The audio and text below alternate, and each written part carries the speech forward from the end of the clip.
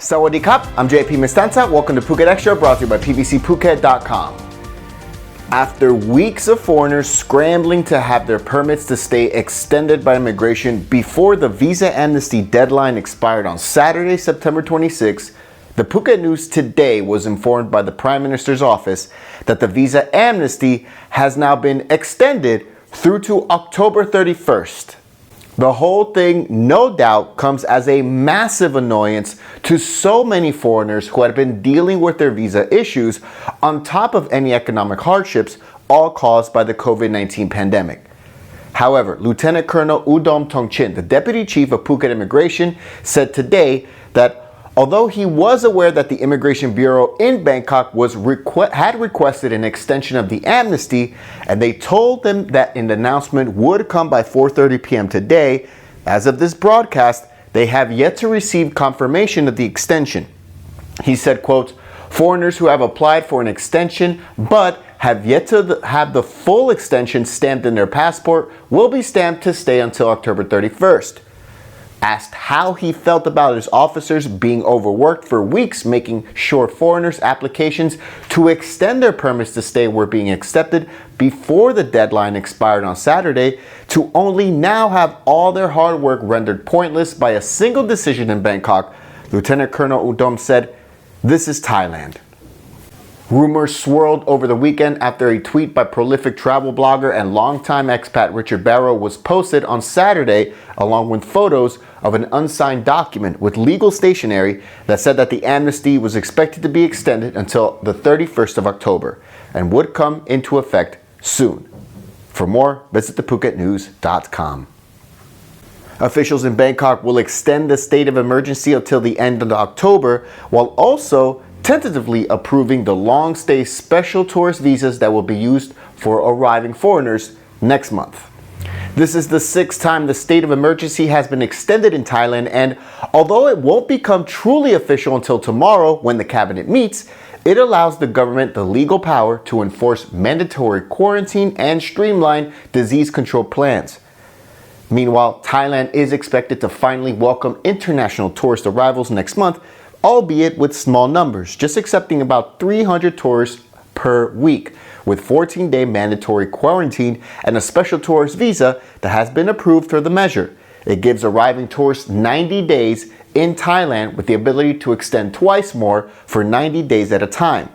In addition, arriving tourists also have to have health insurance coverage of at least $100,000 in Thailand, in addition to paying for their hotel quarantine and their flights. CCTV footage of a teacher pulling and beating kindergarten students at a private school in Nonthaburi, it's not only gotten one woman fired, but also sparked legal actions against staff members who watched and didn't stop it. Last Wednesday, footage emerged of a teacher throwing a 3-year-old student near the wall and pulling another student, provoking outrage among parents of kids at that school, with other videos showing the same teacher assaulting other kids in the class at different times. The accused teacher, Ornuma Krujom Plotprang, has already been fired by the school's English nursery program, but after the parents confronted the woman, she filed a complaint with police against the parents. The school is now providing legal assistance to those parents. Now, the Office of the Private Education Commission, OPEC, they say that they will take action against the assistant teachers who didn't stop the assaults, saying it was just as bad as actually committing the offenses themselves.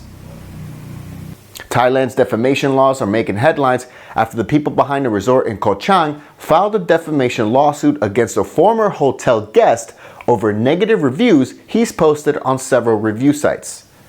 The Seaview Resort on Koh Chang was where American expat in Thailand Wesley Barnes had stayed in a few months back, and afterwards he posted negative reviews on both TripAdvisor and Google, according to the Bangkok Post. In a review back in July of the hotel, he posted of unfriendly staff and more.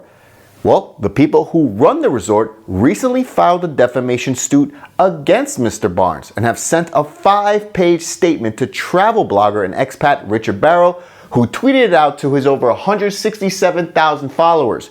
And in it, they state that they've tried not only to reach out to the man before filing the suit, but they also gave a story in which Mr. Barnes had allegedly quarreled with staff over not paying a corkage fee for a bottle that he brought to the resort, which was against their rules. Mr. Barnes, who works in Thailand, was arrested by immigration police and returned to Koh Chang, where he was detained in jail for 2 nights before being freed on bail.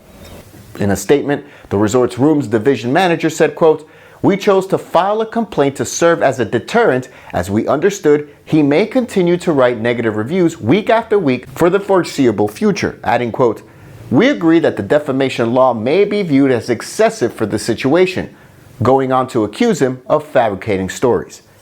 Thailand's defamation laws carry a max sentence of 2 years in prison and a 200,000 baht fine, and have been frequently used to intimidate critics in both businesses and politics here in Thailand.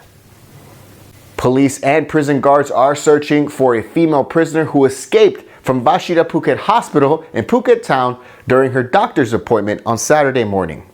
The runaway prisoner is a 58-year-old woman who was imprisoned for drug possession.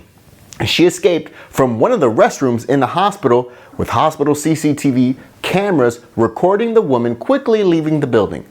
Police say the fugitive is about 158 centimeters tall and has dark skin.